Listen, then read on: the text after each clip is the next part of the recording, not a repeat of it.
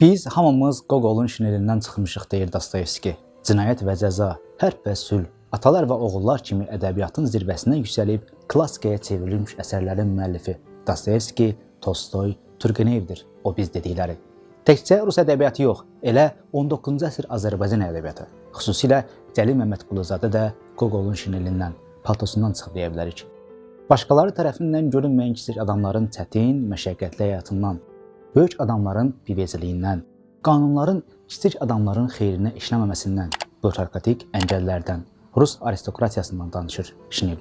Əsərin qəhrəmanı insanların rəğbət bəslədiyi sərkərdə və ya cəngavər deyil, heç kəsin özünün nümunə götürməyəcəyi kiçik adamdır. Kiçik adamların hekayəsidir Şinel. Povestin qəhrəmanı Soyuq Peterburqda ildə 400 manat alaraq dəftərxanada kağızların üzünü köçürən Akaki Akakiyeviçdir. Əsər qışın ən sərt vaxtında Akakinin paltosu süzüldüyündən sonra bir təhər qənaət edərək, yeyib-içməyib, soyuq keçirən çəkməsini təmir etmədən yeni palto itirməsi və bir gün sonra paltosunun oğurlanmasından bəhs edir. Paltosu oğurlandıqdan sonra onu tapmaq üçün etdiyi cəhdlər və çarəsizliyi dövrün Rus aristokratiyası və böyük adamların kiçik adamlara qarşı viganəliyi povestin əsasını təşkil edir. Gogol povesti nəşr etdikdən sonra böyük səs-küyə səbəb olur. Aristokratlar tərəfindən kəskin tənqid edilir.